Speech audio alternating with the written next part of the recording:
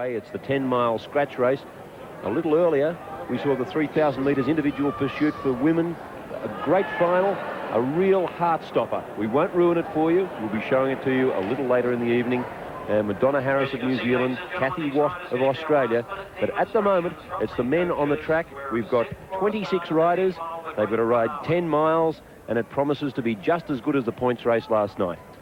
Absolutely. There are 26 riders here, and each country has been allowed to put up 3 competitors, whereas in the 50-point score, it was only 2. And there we have the 3 Australian riders, Brett Aitken, Stephen McGleed, and Sean O'Brien. And number 25 is Sean O'Brien. Number 23, the front rider here, is Stephen McGleed, and the rider on the far side of the picture is Brett Aitken. And we've got Barry Langley there, and also Charlie Walsh giving them a little talking to, Mike. But I think we must emphasise that team racing is not allowed in 10-mile racing. You're supposed to ride the race totally as an individual, aren't you? Why are you laughing, Mike? Well, the rule book might say that team tactics aren't allowed in this race, but I think it's a generally accepted fact within the cycling community that team tactics do take part in this race, and all teams will be looking at one particular rider as being the one they really want to get across the line first, so especially the New Zealand and English teams. And they're all sitting here, and they're all getting cold. But here we go now. The roll-off. Gentle roll-off. They'll go round the track. They may give them 2 laps in which to settle in. They may give them only 1, but the gun will decide the start. And then the laps will start counting down. It's 56 laps, and there are some superb cyclists in this race, including Simon Lillystone. And although the English team have had a poor games this year, in fact, Burns says that the Australians fear Simon Lillystone, Glenn Sword, and Adrian Hawkins in the England team.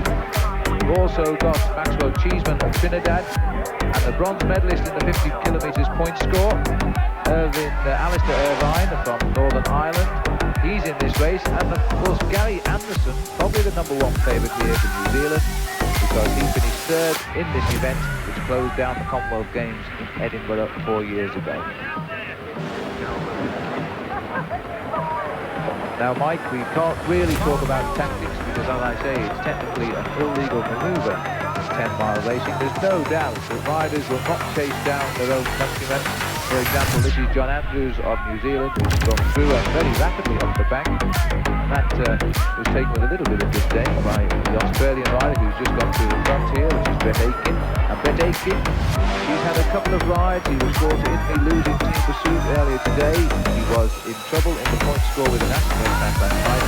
So he's got to be seen a little bit suspect. Yes, I would say that he's not 100% of following those 2 setbacks. I think maybe the instructions here from Charlie Walsh to the Australian cyclists is that the pace must be kept high. They just dawdle around for the 10 miles and allow the sprinter type of the cyclists to get to the finish, then those places will be turtled up on the platter. So I think the idea would be to keep the pace hard, and if they can get away and get that lap, eliminate the sprinters at the end of the race if all goes well for Australia. Right, well, Australia defend the gold medal in this. Wayne McCartney won it 4 years ago. He's not in the team this time. But Australia, again, the pressure is on for them to return the victory. And the pressure is also on the front here, because we've got, this is Simon Lillystone bringing the riders through now. And there's a crash in the back, Mike, yes? And in fact, the rider who's gone down here, 297 McCann. Cormac McMahon. Yes, Cormac McMahon, who was, look at his back wheel, Mike. He's lost a few spokes over there. I think that's his teammate too. Is it? They've got just 4 laps in which to repair that wheel and get back in the race, and they will not lose anyway. Have a look at this crash again now. Just at the back of the field. Touch of wheels and maybe a pedal into the spoke there. And down they go. But they're both okay, that's the important thing. Simon Lillystone setting a pace here now. That's drawing a little group away. And it looks as though we've got going clear here with them one of the Welsh riders here. And this will be Richard Hughes, I think, who lapped the field. He caught the leaders in the 50 kilometres point score last night. But Richard Hughes, the triple Welsh and British champion, swings up and drops back on. If he's found the line, is actually a little bit longer than he thought. There was only 3 of them a second ago. The 2 New Zealand riders are riding in 2nd and 3rd position here, Mike, and they're marshalling the moves. they are. Sure. You see the long line that the riders are in here at the moment. When you do swing up and looking for a bit of shelter, I don't think a rider from another country will let you in. You might see an Australian let one of his teammates in front to get a good position in the bunch, get protection rather than go to the very end of the field, which can cause a few problems back there as we saw that crash earlier. You see Brett Aiken, having attack off the front, and I think the instructions are that he must control the race and make it hard for these sprinters to try to eliminate them out of the race. Stopping them up. Fine piece of riding too. Steve McLeod's got across to him though. We've got the pair of Aussies on the attack now. I think they would make a fairly early lap on the field if they could possibly get it, because that would take the pressure off worrying about this big pack of riders later. The record, by the way, is 19 minutes and 11 seconds for the 10 miles on the velodrome, and that is a tremendously quick time. Now the field has swung up after that purge, and immediately the strong boys start to dig in and have a go. This is the feared rider, Anderson of New Zealand, and he's trailed by Simon Lillystone. Steve McLeod's up there from Australia. McLeod's the third rider, yes. And so as we see now, the chase is coming on. So we've got 4 riders now going clear. Simon Lillystone, Anderson and McLeod has got up, and joining them one of the Canadian riders, and this is Perry Scaletta. So there are 4 riders now in the lead. We will take a very short break with the field still in pursuit. Welcome back to Manukau, and that big group chasing the 4 riders out the front. It's been a thriller in this 10-mile race. Plenty to come. And this is absolutely ripping at the front. These are the 4 riders that were clear just before we went to break, and this is Simon Lillystone who's driving this field along. They've come out of this race with some determination tonight. Lillystone then trying to go through now. We've got 4 riders clear. Gary Anderson is here. We've got the Canadian rider, Coletta has gone up there too. He's in 3rd place. And it looks to me as though we've got also Steve McLeod of Australia. So the 4 riders going clear. And in fact, Porter has got back into the pack. Just tried to get across, but he missed the move. And Anderson, the most dangerous rider, Mike, is latching onto the back of this breakaway. And eliminate the breakaways, but there's been a counter-attack. Taking the bunch here, we can see Sean O'Brien now trying to bridge the gap on his own, which is a good move. Rather than take other riders up from the bunch, he's trying to bridge the gap by himself. So O'Brien's trying to get across. There's a fine piece of riding by O'Brien. He's coming down the track like an express train. Look at him go. He's going to hook up to the back of those 4 riders. Lillystone, Anderson, Scaletta and McLeod. That gives the Australia advantage. 2 riders. Fine piece of riding by O'Brien. He's latched onto the back. Now can he get time to just take a few deep breaths to recover from that chase? He refused there to go through, as you could see. And now he's hooked up onto the back of the group, and we've got 5 riders. In fact, we've got 5 more riders now crossing the gap as well. As soon as the Kiwi saw 2 Australians in that front group, they sent out the other rider to bridge the gap. He's taken up 4 others with him, including Brett Aiken.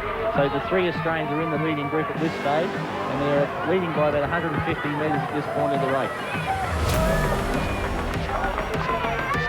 I feel that this is the winning group here, Phil. The others have dropped well behind, they're half lap behind. The strong countries are represented in this front group. 3 Australians are up there. You see Sean O'Brien in front now, doing the strong turn of pace, looking across the track to see what's happening on the other side.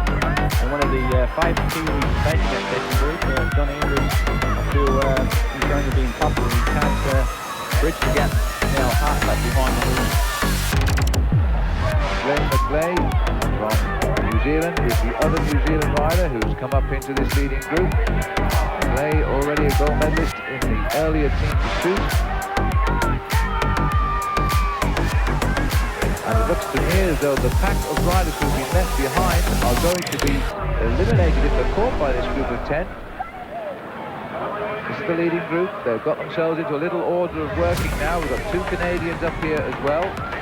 You see there that Sorry, Mike. Yep. Sean O'Brien and Aiken are doing a big turn to pace to try to pick up these other riders and get them out of the bike race. John Andrews, one of the favourite riders prior to the start, has missed the break. He's back in that second group. He's well out of the race now, so that leaves only 2 Kiwis to contend with in that front group.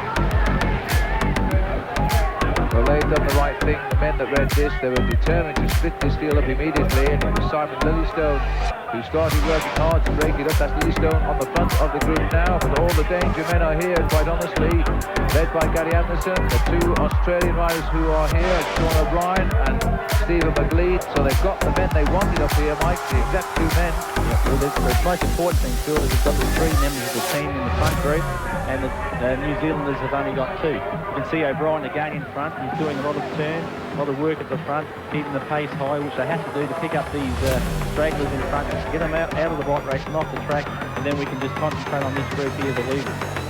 Well, they will be pulled out now as they are lapped. The riders are being told to come off the track, and I'll give you the 10 leaders now, and shortly the only 10 riders who will be left on the track here, the Velodrome Manukau. Glenn Sword of England, Simon Lillystone of England, Gary Anderson and Glenn McClay of New Zealand, Richard Hughes of Wales, Brett Aitken, Stephen McLeod and Sean O'Brien. Aitken coming across just before the hammer fell on the rest of them. Yannick Kojan and Perry Scaletta. They are the 10 riders in the race. The rest are eliminated now from this 10-mile championship, and the men that matter for Australia are here. One must say also Gary Anderson, the man who wants to win the gold, is also here for New Zealand. Certainly is, Phil. You can see just then that Sean O'Brien again did a very hard turn of pace in front, and he's keeping the pace very high. So that's the situation. We've got 10 riders left in this 10-mile championship. We will take a short break before the final showdown.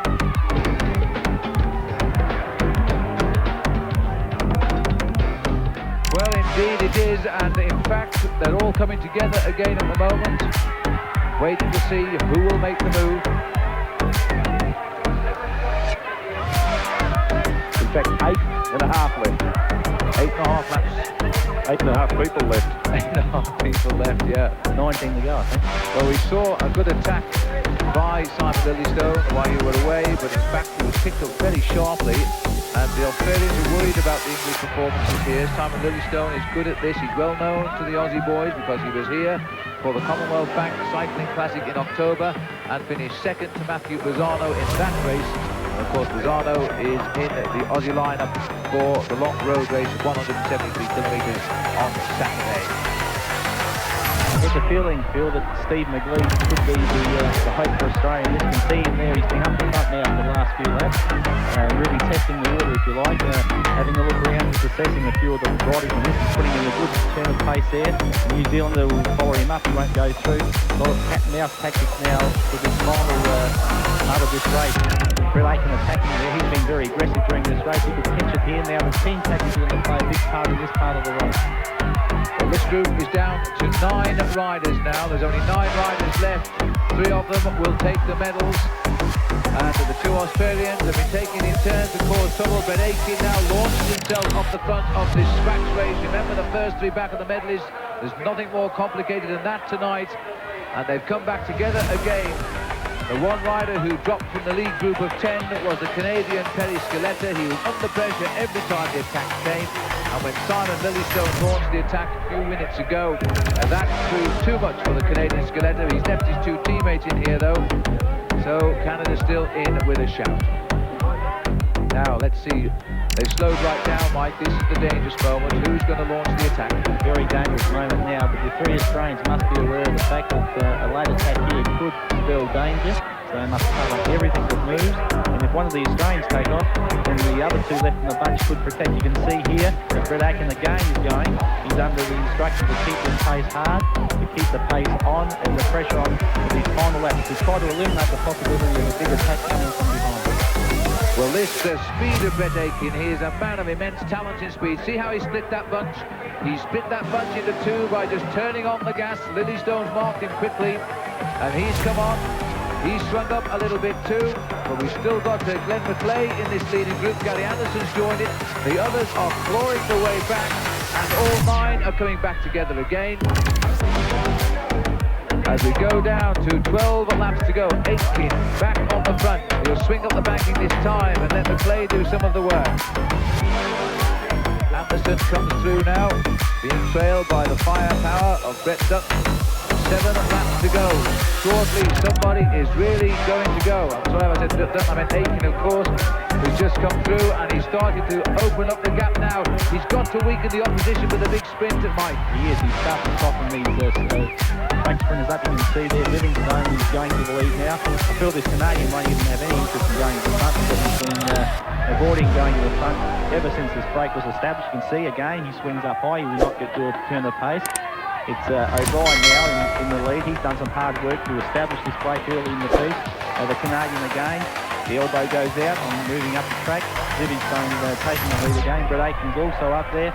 So a lot of movement now, Phil. They're starting to get a little bit edgy. A lot of moves now. Richard Hughes in second place. Well, the Australians have got 3 men into this group. They should be able to do something with that. Surely tonight, 3 men against the rest. The Kiwis have got 2. England has 2 riders up here. Wales represented solely by Richard Hughes. Kojan represents Canada. The tactics and the nerves are taking part. It looks like McClay is moving to the front now. McClay's going to have a little go to see if he can line it. No, he's not. He drops into Sean O'Brien's back wheel. So O'Brien left to lead the chase while the rest try to think now how they're going to sort out the medals in what will be a tremendous sprint on the final lap. I think Aiken is going to pick up Steve McLeod. My money's on Steve McLeod in this race. I think Aiken will take McLeod, lead him out for these final few laps to the big sprint to the line. Just 3 laps from the end now. McLeod is leading the race here. Sean O'Brien of Australia is in second place. Gary Anderson rides up into third slot while the 2 other Australians start to crowd the back wheel of Anderson. They've pinned their hopes on Anderson leading them to the line here, because this is New Zealand, Australia, New Zealand, Australia, Australia as they head out towards the bell. Tremendous long line out. The 2 countries who have dominated the cycling here in the velodrome in the Commonwealth Games are now commanding the first 5 places in the last track event of the Commonwealth Games. McLeod is launching himself, and I think O'Brien is looking where the others are. They're right behind you now, Sean. The other 2 Australians are on top in the big sprint now, and Sean O'Brien starts to go now.